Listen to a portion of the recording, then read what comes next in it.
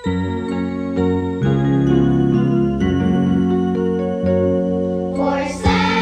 days a week, sometime I'll separate to give myself to Him with other used to me.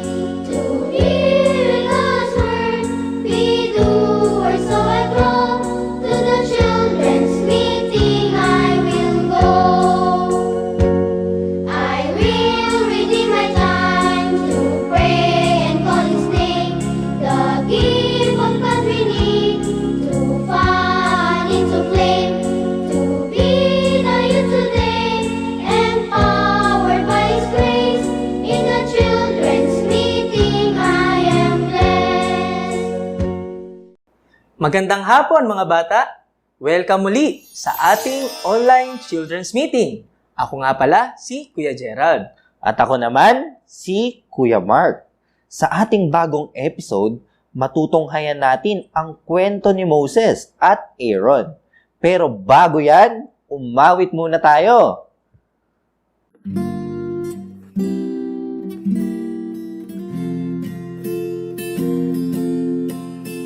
Hello sa inyo mga bata!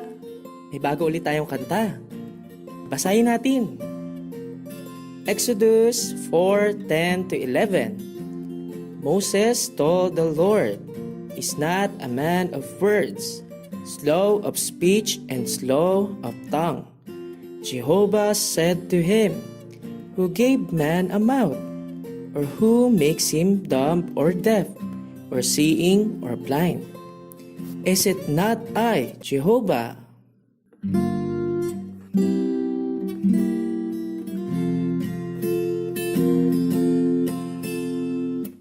Moses told the Lord, "Is not a man of words, slow of speech, and slow of tongue?" And Jehovah said to him, "Who gave man a mouth? Or who makes him dumb or deaf, or seeing or blind? Is it not I, Jehovah?"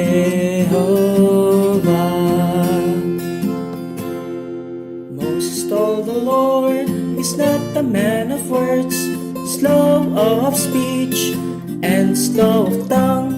And Jehovah said to him, "Who gave man a mouth? Or who makes him dumb or deaf, or seeing or blind? Is it not I, Jehovah?"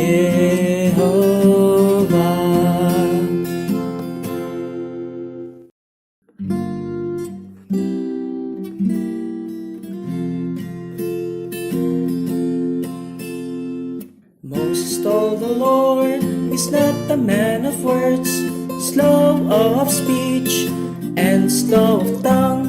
And Jehovah said to him, "Who gave man a mouth? Or who makes him dumb or deaf, or seeing or blind? Is it not I, Jehovah?" Moses told the Lord, "Is not a man of words, slow of speech, and slow of tongue?"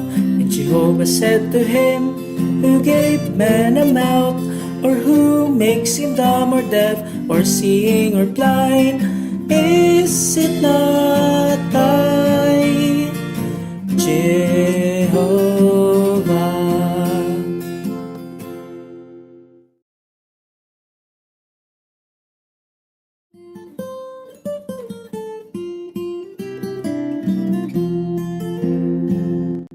O mga bata, bago natin kantahin, basahin muna natin. Moses, Aaron served together. Together, together. Moses, Aaron served together. According to God. God instructed Moses, Aaron be the spokesman. To Pharaoh to speak God's message. To free his people.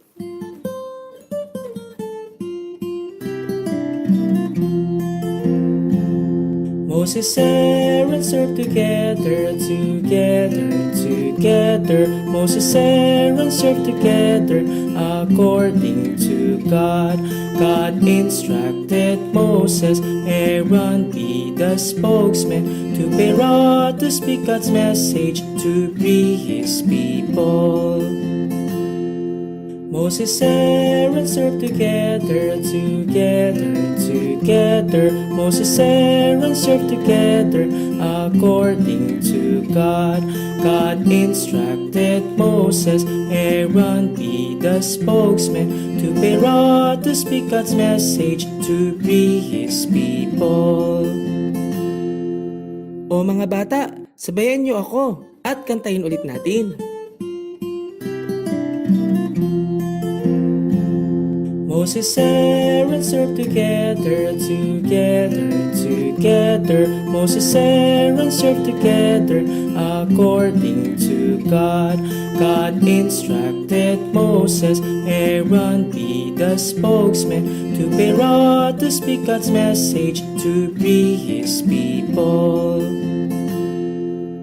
God instructed Moses, Aaron be the spokesman, to Pharaoh to speak God's message to free his people.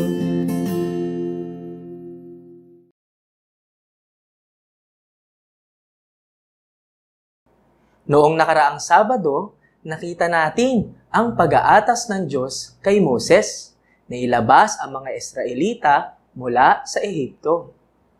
Siya ay nagsalita kay Moses sa likod ng bundok na kung saan ang Diyos ay nasa mababang punong kahoy na nagliliyab, ngunit hindi natutupok. Sa araw na ito, pagpapatuloy natin ang pag-uusap sa pagitan ng Diyos at ni Moses. Sinabi ni Moses na baka hindi siya paniwalaan ng mga tao na nagpakita ang Diyos sa kanya. Dahil dito, binigyan siya ng Diyos ng 3 tanda upang maniwala sila na ang Diyos ng kanilang mga ninuno, ang Diyos ni Abraham, ang Diyos ni Isaac, at ang Diyos ni Jacob ay nagpakita sa kanya. Alam ba ninyo kung ano ang 3 tandang ito? Una, ang tungkod ni Moses na inihagis ay naging ahas. Ikalawa, ang kamay niyang inilagay sa kanyang dibdib na naging ketongin na kasimputi ng niebe.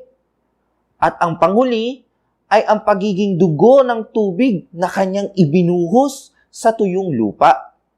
Lahat ng mga ito ay mga tandang ibinigay ng Diyos para maniwala ang mga Israelita na nagpakita ang Diyos kay Moses.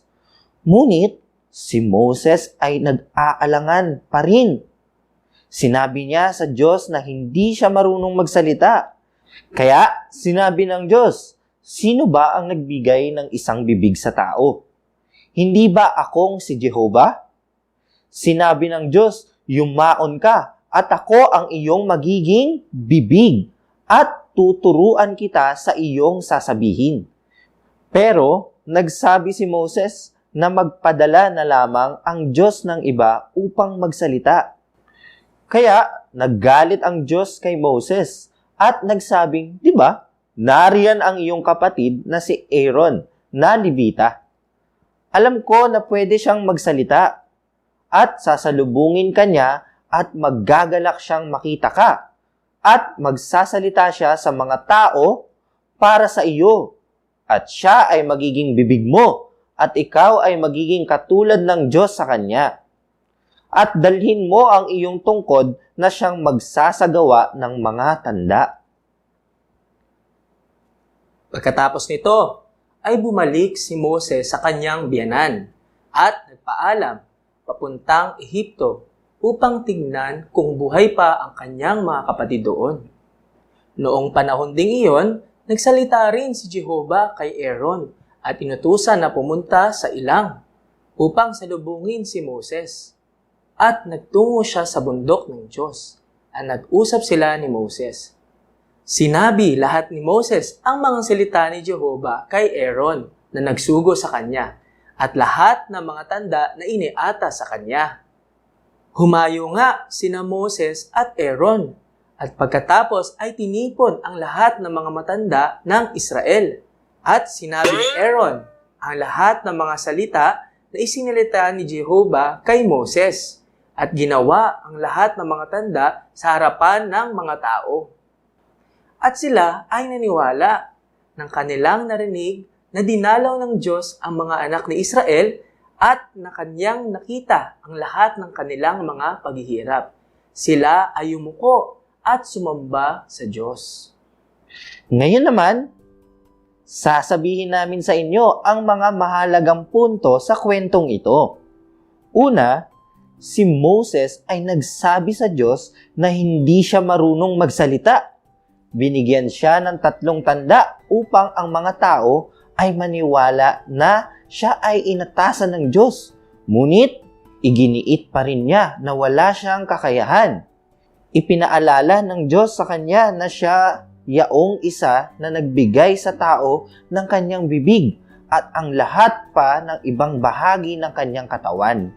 Kung siya mismo ang magiging bibig ni Moses, hindi na dapat pang matakot si Moses. Ikalawa, kapwa sina Moses at Aaron ay magkasamang pumunta sa mga matanda ng Israel at naniwala ang mga tao sa kanila. Silang dalawa ay nagtulungan. Ang kakulangan ni Moses ay pinunuan ni Aaron. Ibig sabihin, kailangan natin matutunan kung paano makipagtulungan. Kailangan natin tanggapin na hindi natin kaya ang ibang mga bagay. At kailangan natin ang iba upang mapunuan ang mga hindi natin kaya. At ikatlo naman, kailangan nating magtiwala sa mga sinasabi ng Diyos. Ang kanyang mga salita ay mapapanaligan at maaaring pagkatiwalaan. Kayo ba mga bata, nagtitiwala rin ba kayo sa Diyos? Gaya ng mga anak ni Israel? Yes, yes, yes! Mabuti kung ganoon. Dapat ay palagi kayong nananalangin at patuloy na nagtitiwala sa Diyos. Story time! Hello mga bata! Ako muli si Ate Honeybeth. At ako naman si Ate Harmony. Nagustuhan niyo ba ang kwento natin kanina? Sa unang kwento, nakita natin na hindi ginawa ni Moses ang pinag-uutos ng Diyos nang siya ay mag-isa lamang. Binigay ng Diyos si Aaron upang makasama niya at punan ang kakulangan at kahinaan ni Moses. Alam niyo ba mga bata, hindi lamang sa kwento ni Moses at Aaron makikita ang pagtutulungan ng 2 tao upang maisakatuparan ang pinag-uutos ng Diyos. Sa iba pang bahagi ng kwento ni Moses kung saan mayroong nagaganap na labanan sa pagitan ng mga Israelites at Amalekites, makikita ang pagtutulungan ni Aaron at Hur sa pag-alalay sa mga kamay ni Moses upang panatilihin itong nakataas.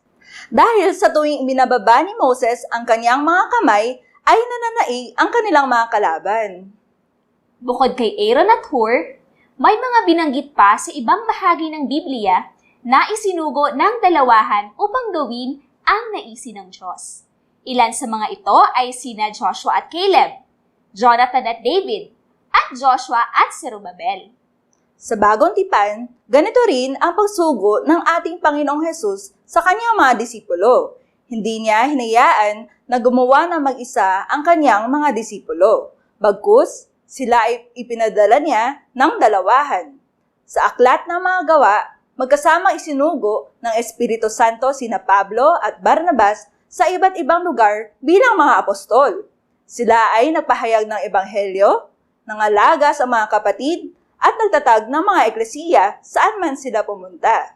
Sa prinsipyong ito, makikita natin na sa gawain ng Panginoon, kailangan natin ng mga companions o mga katuwang. Sa atin ngayon, may kita natin na kailangan natin ng mga companions. Sila ay ang ating mga kasama na magdadala sa atin sa Diyos. Maaaring ang ating mga companion ay ating kapatid, kamag-aaral o kaibigan. Maaari nyo rin silang kwentuhan ng mga natutunan nyo sa children's meeting at maging kasama nyo kagaya nila Moses at Aaron. Ngayon naman, basahin natin ang memory verse. Ecclesiastes 4:9. 2 are better than 1, because they have a good reward for their labor.